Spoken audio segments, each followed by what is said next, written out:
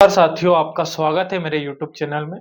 आज हम बात करने वाले हैं कि भाई आज जो देश में बिहार चुनाव हुआ और बिहार चुनाव का जिस प्रकार से रिजल्ट आया, वह चौंकाने वाला रिजल्ट था।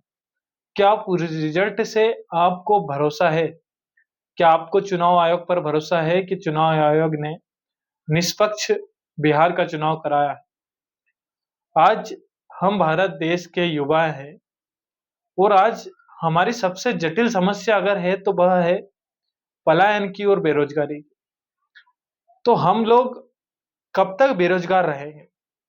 कब तक अपने अधिकारों के लिए हम सरकार से गुहार लगाते रहेंगे कि हमें रोजगार दो, हमें रोजगार दो। लेकिन अगर हमें रोजगार चाहिए, तो हमें रोजगार लेने के लिए आवाज बननी होगी, आवाज उठानी होगी। हमें हमारी लड़ाई खुद लड़ना होगा। आज एक मिडिल क्लास फैमिली से जब कोई लड़का पढ़ लिख कर अपने घर बैठता है, तो उसकी वो पीड़ा और उसका वो दर्द हर कोई कभी नहीं समझ सकता। ना ये प्रदेश की सरकार समझ सकती है, ना केंद्र सरकार समझ सकती है। अब आप भर्ती तो निकालते हो, लेकिन भर्ती निकालने के बाद अब एग्जाम का कोई ठिकाना नहीं होता कि आप एग्जाम कब ले रहे हो। और भर्ती भी इतनी कम निकलती है कि आज बेरोजगारी इतनी है कि मतलब सरकारी नौकरी भी कोई उतना अफोर्ड नहीं कर पाता जितना मतलब व्यक्ति को रिक्वायरमेंट होती है, उतनी भर्ती नहीं निकलती।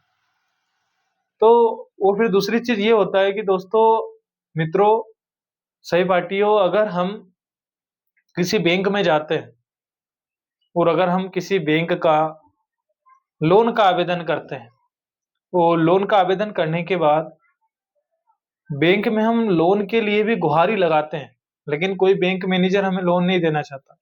हम स्वरोजगार स्थापित भी नहीं कर पा रहे हैं। तो यह हमारी कमी है। इस कमी को हमें ताकत बनाना है। हमें एक साथ मैदान में उतरकर इस चीज की समस्याओं का निवारण करना चाहिए। तभी हमारा कुछ होगा, हमारे देश का कुछ होगा। युवा देश का बहुत अमूल्य स्तंभ है और एक युवा की परेशानी और एक युवा का दर्द सरकार को सुनना बेहद जरूरी है। लेकिन आज की ये गूंगी भेरी सरकार उस दर्द को पहचान नहीं रही है, उस दर्द को समझ नहीं रही है। हालांकि कभी-कभी होता होगा, आपने देखा होगा।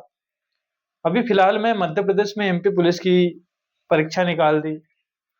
अब एमपी पुलिस का जब नोटिफिकेशन आया तो उसकी परीक्षा चंद 2 या ढाई महीनों के अंदर में ही परीक्षा करवाने लगे। परीक्षा भी हो जाएगी, रिजल्ट भी आ जाएगा, लेकिन जब ट्रेनिंग की बारी आएगी तो उसके लिए साल भर तक परीक्षार्थी को समय लेना होगा। इस प्रकार की देश में दुविधा है और इन दुविधाओं को दूर करने के लिए बहुत से ज्यादा हमें प्रयत्न करने होंगे, जब जाकर कुछ भला होगा। नहीं तो अन्यथा इस देश में कुछ नहीं होने वाला है साथी। तो यह बहुत ही सोचने का विषय है। अगर आपको मेरे विचार या मेरा वीडियो पसंद आया हो, तो आप मेरे वीडियो को आप शेयर करना, सब्सक्राइब करना और कमेंट जरूर करना कि आपको मेरी राय कैसी लगी और एक बेरोजगार युवा को क्या करना चाहिए। धन्यवाद साथियों।